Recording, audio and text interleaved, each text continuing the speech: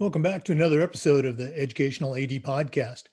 We couldn't do these without the incredible support of our sponsors, and we want to take a moment to say thank you to all of them. First, thanks to our diamond sponsor, Varsity Brands, including Varsity Spirit, BSN, and Herff Jones.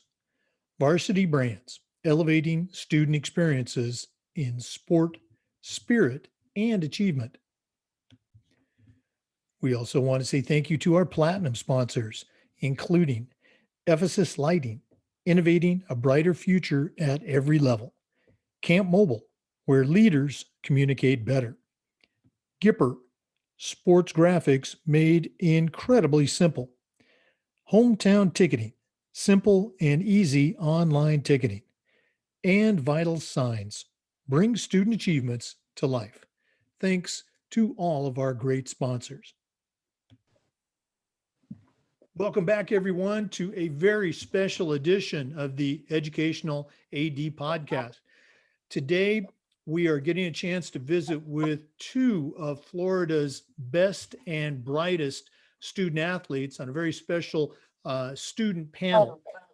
We'd like to welcome from Pensacola High School, Akelah Reeves, and from Clay High School, outside of, let's say, Jacksonville area, if you're not familiar with Florida, Sam Migliore. Akelah, Sam, welcome to the podcast. Thank you for having me. Well, I know your lives as student athletes are probably as busy as an athletic director. And to our listeners, we're recording this on Super Bowl Sunday afternoon. So we all have things that we also need to do. So we're going to jump right into it. For our regular listeners, we always like to let you know a little bit about our guests. So we're going to start with Akelah. Akelah, share a little bit about yourself, where you were born, where you're growing up, where you go to high school, and maybe some of the things you're doing right now. Okay, so I was born and raised in Pensacola, Florida. As you said earlier, I attend Pensacola High School. Things that I'm involved in sports-wise, I play varsity volleyball, I weightlift, and I run track. I am also involved in 3 National Honor Societies, and I'm involved in Key Club as well as community service projects. I'm pretty busy, if I do say so myself. And that's just a little background about me. Okay, well, appreciate you being on the podcast today. Sam, share a little bit with our listeners about your background. Yeah, so like you said, I'm from Green Cove Springs, Florida, Clay High, go Blue Devils. And if you don't know where that's at, it's just outside of Jacksonville, about a 45-minute drive. And my sports-wise, I'm involved in competitive as well as sideline cheerleading and girls weightlifting. And outside of sports, I like to volunteer in my free time. My favorite place is going to the shelter, and I'm actually one of the officers of my school's Best Buddies Club. Well, again, appreciate both of you being on. You both came very highly recommended by your schools, ADs, and Akelah, I think you're also a member of our state association's Student Athlete Advisory Committee, aren't you? Yes, sir, I am. Okay. Well, again, thanks for being on. Sam, let's go to you on this one.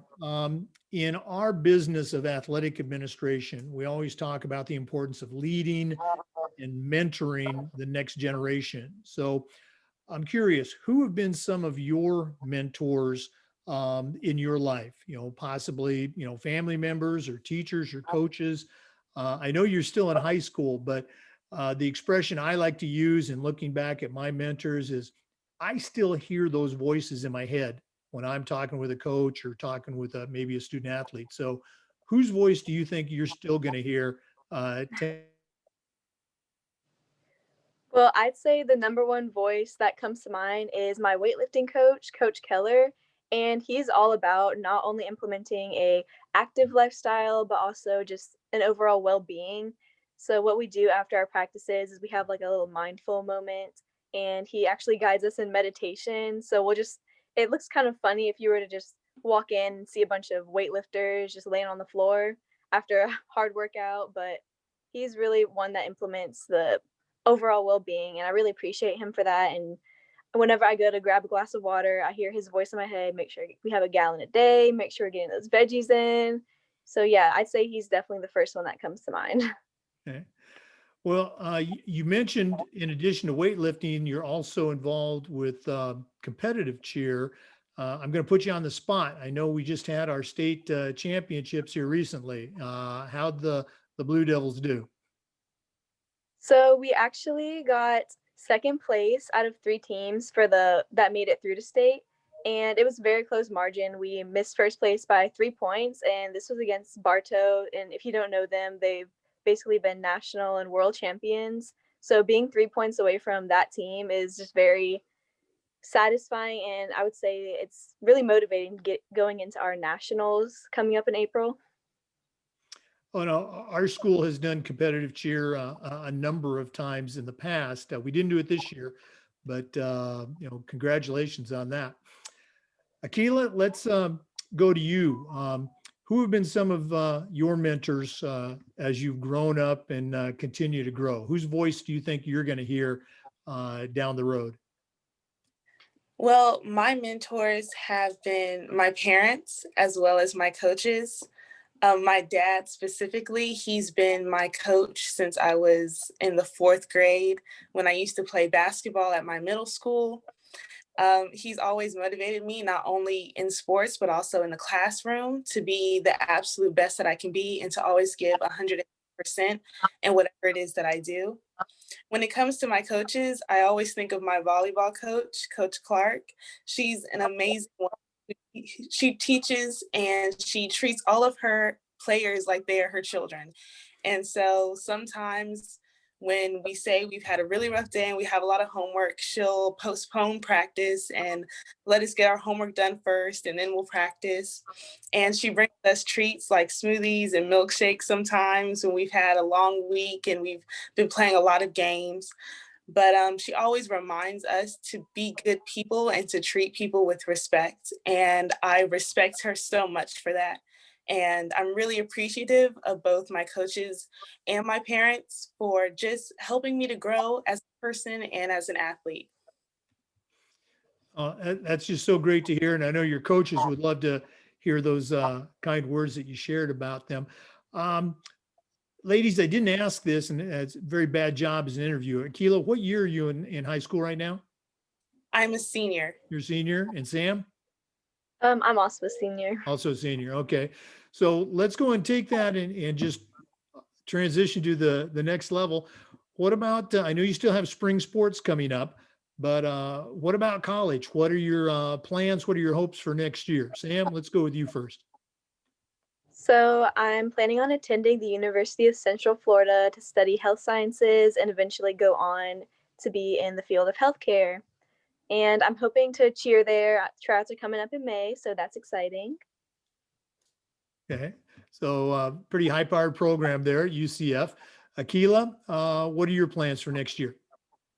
Well, next year I will be attending Spelman College, which is a historically Black college in the city of Atlanta. They actually do not have sports. And when I tell people that, they're always really surprised because I've played sports my entire life. But I really love their political science program and what they stand for. So I will be majoring in political science and minoring in history. And then I plan on going to law school and becoming an attorney. Oh, wow. Well, sounds like both of you have some pretty concrete plans and wish you all the best with that. Okay. Let's go and talk now about your schools specifically. On our series, we've asked our athletic directors to kind of brag a little bit about their school. The phrase I will use is, what's something at your school that you can say very humbly, but also with great pride, that we do this better than anybody. We might be the best in the state at doing this. So looking at your programs, maybe looking at the teams that you've been involved with, what are some best practices that you can share at your school with our listeners, and maybe how those practices came to be? So Akelah, I think it's your turn to lead off. What are some best practices at Pensacola High? At PHS, I would say that our community is the best thing that we've got. Um, Teams come together all the time for pep rallies. We have the best pep rallies ever that I've ever experienced. They're amazing. We have football players who will watch volleyball games. We have baseball players that'll watch basketball games, and we all really support each other. And that's one thing about PHS that I really love is that the athletes and the students always support sports, no matter if it's girls sports or boys sports, even if, they've never even watched a volleyball game before, they'll come out and support us. And that's one thing about PHS that I just really love. And I love to brag about that to people whenever I can. It's so great. And again, both of you are multi-sport athletes, which athletic directors just love. There was a period, let's say a few years ago, where it just had really become the fashion to specialize and do year-round sports. And I know that still exists, but it's so great to see some leaders like yourself get involved with multiple sports. And I think you can attest that it makes you better in the sports that you participate in. So, Akelah, one more question for your school there at Pensacola High. Both of you attend fairly large public schools. So how would you say that this multi-sport phenomenon is? Is it, half of your student athletes? Is it 25%? What would you say, Akelah, is the percentage of multi-sport athletes at your school? I would say about 50 to 60% of athletes are multi-sport athletes. I know all of my friends who are athletes, they play 2 and 3 sports for PHS like I do. So it's not an uncommon phenomenon for, the majority of the student body to be playing 2 and 3 sports. That is great. I guess that's why whenever I see Casey, your athletic director, he's always smiling. Okay. Sam, what's going on at Clay High School as far as best practices? What's something that you're particularly proud of and you can say, hey, we do this better than anybody? So definitely going along with what Akelah was saying, we're a very community-based school as well. Green Cove Springs, it's a very close-knit town and community. So in terms of that aspect, I'd say that we all like to get really involved with our communities. And we have a lot of business sponsors that we're very grateful for, that they come to us asking to sponsor us because they're just so involved with our community. And one thing that my favorite tradition about Clay High has been having, well, whenever we make it to the playoffs for football, on Thanksgiving morning, the whole community comes out at 8 o'clock a.m. to watch our football team practice for one last time before we send them off. And it's so nice just having local grocery stores donate and people having their parents make special dishes, like a little potluck. And so that's probably one of my favorite parts about being a Clay High athlete, is just experiencing that sense of community that I think will stick with me. Now, I know, that your former building AD and now the county AD, Coach Scromolo, has done a lot to build those sponsorships.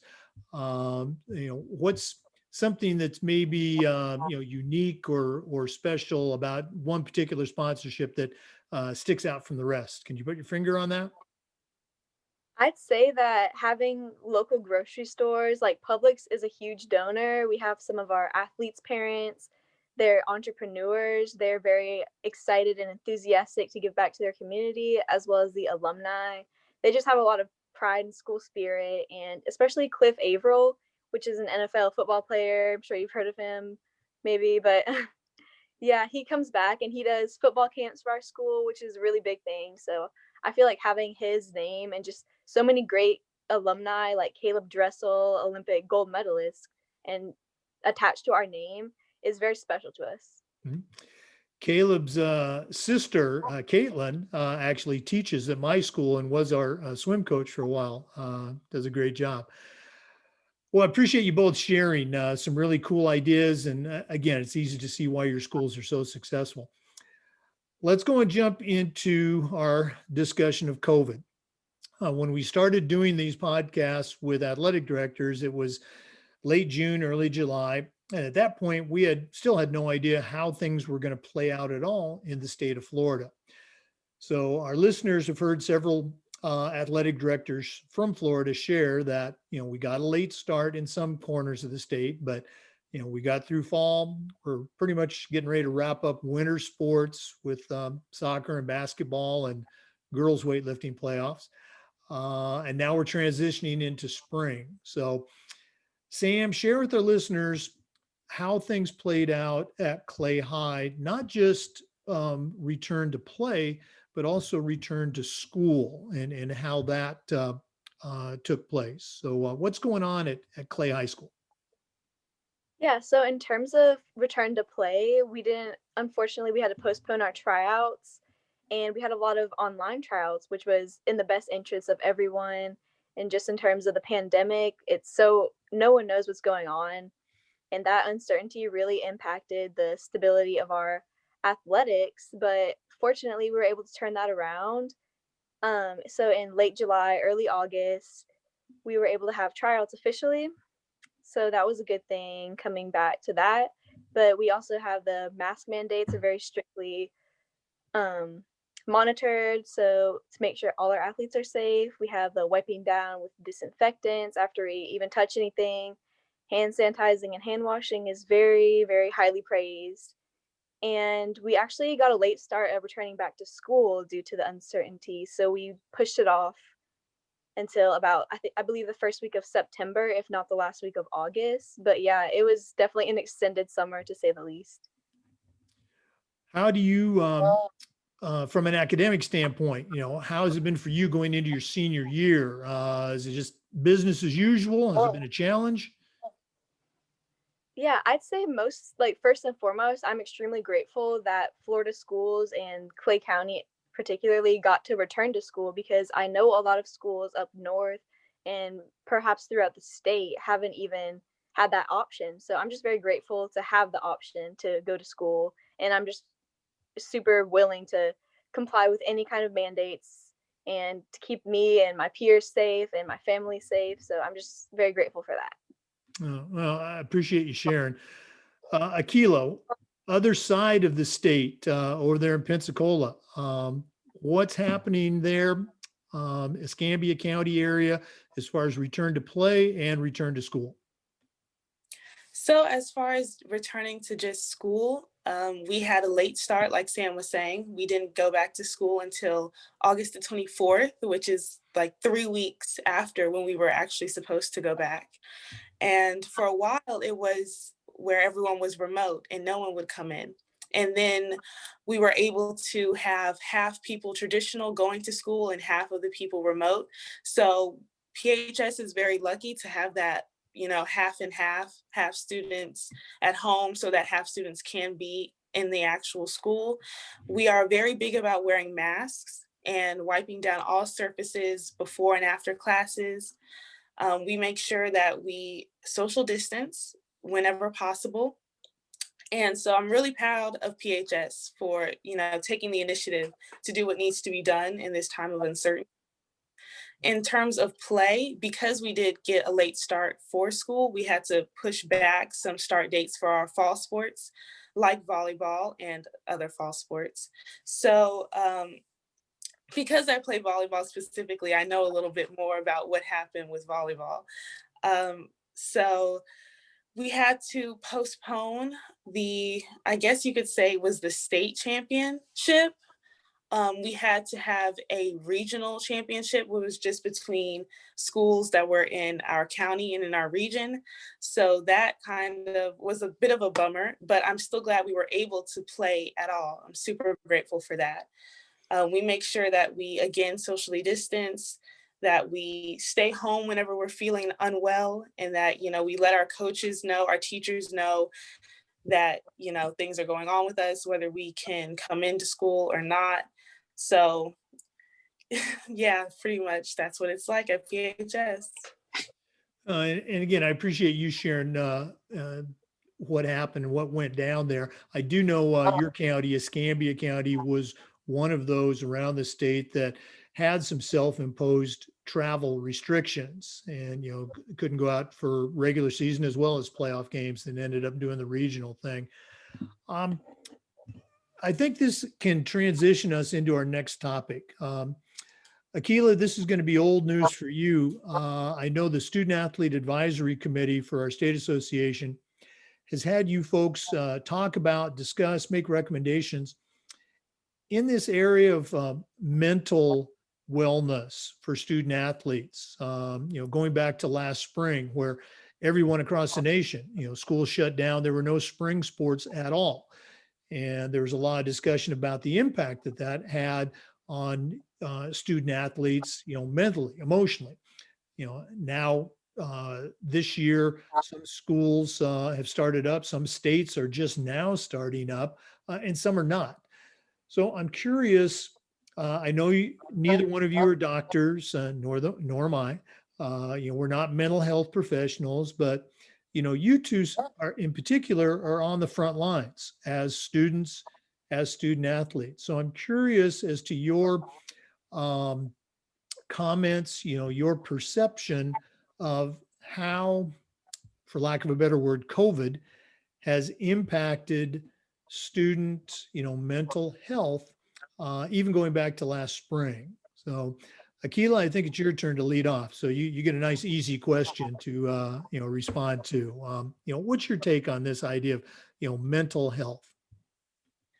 I think mental health in general is very, very important, especially with COVID. Like you said, we had spring sports canceled last year. And for a lot of students, sports is one of the only outlets that they have. And when that's taken away, it can cause a lot of issues, depression, anxiety, all sorts of mental health issues. And so it's really very important for coaches and athletic directors to be aware of how their athletes are feeling and, to just check in and make sure that they're doing okay. And I would say, with all these postponed seasons and pushback dates, that even I suffered from, being really sad about not being able to start volleyball season, missing out on big events like the state championship. And it really does take a toll as an athlete. You want to play your sport. It's a really big deal for you. And, just checking in with your athletes, talking to them, asking them how they're doing, what can you do to make them feel better, or whatever you can do to just step in. I think that's really important for athletic directors to do, because you never know what someone is going through. And when you take the chance and take the time to just check in on someone, it can make a huge difference. Absolutely. Sam, what's your take on this? How has COVID, both last spring as well as this year, impacted student athlete mental health? Yeah, so in terms of last spring, it was definitely a very hard piece of news to hear that spring sports are going to be canceled for many, especially the graduating seniors last year. Um, Having that as their last season was very different, and if anything, it puts into perspective that you have to appreciate what is there, and like it definitely can take a toll on your mental health and mental well-being, just because having that one thing to stand, that extra leg, that sports to stand on and rely on throughout your life, having that source of consistency kind of just up in the air is very insecure for a lot of people. And whenever your home situations like that, or whenever you have just other outlying issues, you never know whenever a teammate's suffering through something, and to have that extra sport taken away is just adding that extra stressor. But if anything, I feel like athletic directors, like Akelah was saying, it's really important for them to just check in on their athletes and emphasize the role of coaching and being just very involved in students' lives outside of sports. Because the main reason that we emphasize sports in high school, in my opinion, is to put, per se, tools in your toolbox for life. So if anything, hopefully that coaches are pushing the fact that uncertainty and just being very adaptable is something that you should carry on through life. I love that you threw in the term toolbox in your response there. I'm going to ask you a follow up, and then Akelah, I'm going to ask you the same question. As you came back to school this year and sports, was there one or two things that you noticed either from your athletic director or from your coaches that they were doing maybe a little bit different or with a little more emphasis as a response to COVID? Anything stick out for you?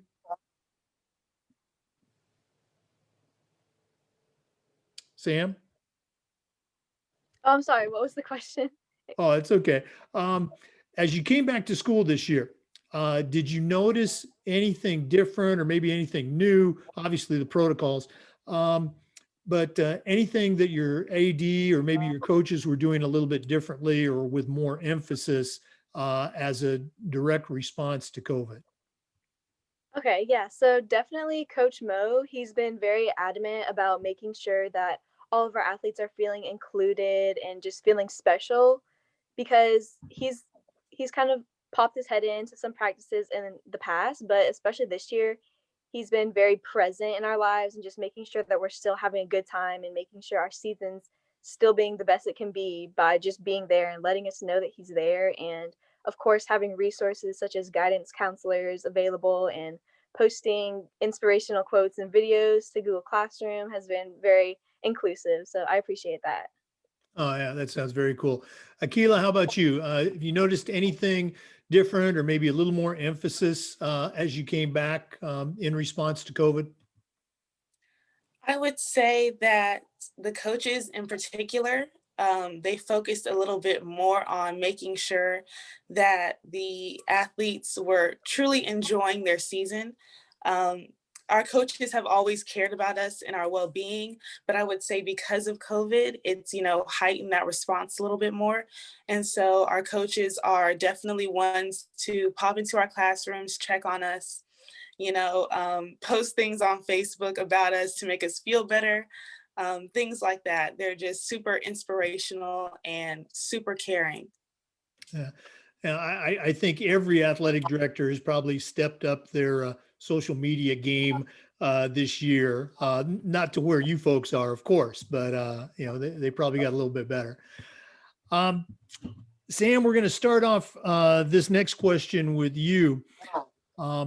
Again, when we started doing these podcasts, it was late June, early July, and the events of last summer in Minneapolis and even Atlanta, were still very fresh. And the question that I ask our athletic directors, that I'm going to ask you to right now, I ask our ADs, what is something, or how can we do a better job of being socially aware, at our school, with our student athletes, with our coaches, with our parents, with our community? How can we do better? So, Sam, we'll start with you. From a student athlete perspective, give us some advice. How can we do a better job of being socially aware? Yeah, I would definitely say just making sure that all students of all backgrounds feel welcomed to try out for sports, to participate in sports, and they have a safe environment to really feel like they can perform their best without being judged. Because I know for a lot of my peers, that's one huge aspect of sports. Like coming from a predominantly white school, and there's like a majority of white students, just that minority feels a little bit underrepresented. So I feel like just making sure that those students feel welcome to do sports and participate, and they're especially just encouraged is very important. Yeah, I appreciate you sharing that. Akelah, what's your take on this? Again, tell us, help us, how can we do a better job of being socially aware with our populations? I would say that it's really important for ADs to get to know their athletes, get to know their students, get to understand who they are as people. Because I think when an athlete understands that their AD cares about them, they're more likely to go to them about certain issues or problems that they either see or are facing themselves. So I would say, just as an AD, just to make everyone feel welcome, like Stan was saying, make sure everyone feels included. Just try your best to, I guess, be friends with your athletes and to just try and understand them as people. Again, I really appreciate both of you, sharing with us. It's certainly not easy, and it's nothing that we should ever feel, well, geez, I finally got this. No, it's we can always get better. We need to keep getting better at that. Okay. Let's go and lighten things up a little bit. Sam, we'll start with you, and then we'll let Akelah have that last question. What's one or two of the favorite things about being a student athlete at Clay High School? What gets you excited about coming to school each day? So definitely I look forward to not only the academics, but the practices, just because we're such a close-knit community. Everyone's very supportive of our student athletes. And teachers are always just getting emails, like as they're calling roll, they're like, "Oh, Sam, how is your weightlifting meet?" And then like we just have a little conversation. So I feel like just looking forward to those little moments and just having some recognition and then recognizing my peers in other sports is something that's very exciting for my school. I wouldn't dare to try and put words in your mouth, but would it be fair to say that it's those relationships, with your teammates, the other students, the coaches, that is part of that fun experience? Definitely. Okay. Akelah, how about you? What gets you excited about coming to school each day? I would agree with Sam when I say it's the relationships that make school and sports enjoyable. I love each and every single one of my teachers. They make learning fun and interesting. I love seeing my teammates every day in the classroom and at practice. It's just so nice to have those relationships with people who really care about you and who want to see you succeed. And I love the community spirit that we have at PHS. Like I said before, we're super inclusive. And it's just, like I said, those relationships make everything worthwhile. Absolutely. Okay. As an athletic director, it's very common for us to say, gosh, we get paid to come to school and, hang out with coaches and student athletes and go to games, so I think most ADs I've ever met, they love their job. And I know your ADs love working with you. Well, it has been a joy and an honor to visit with the two of you this afternoon, but we're not done yet. Okay.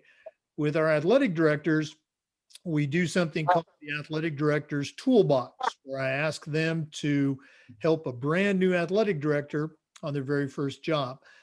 Well, we're going to tweak that just a little bit. I'm going to give you the clipboard and the polo shirt, and you are now the athletic director. And maybe not at your school, but you're an AD, and it's your first day, your first week on the job. I'm going to ask you, what are the 2 or 3 most important things on your to-do list as a brand new athletic director? Akelah, we're going to go ahead and start with you. Well, the first thing on my checklist would just to be to introduce myself to everybody, all the athletes, all the coaches, so they know who I am. Step 2 would be to attend as many games as physically possible. I personally love watching all types of sports, so that would be something that I definitely did. And then number 3, I personally would want to hold some sort of conference with my student athletes, whether it be team by team or all of them together, to just let them know that they can come to me whenever they need to about anything that's going on in their day-to-day lives, whether it involves sport or not. Well, if you decide to not follow that law path, you're off to a great start as an athletic director. Those are 3 great steps.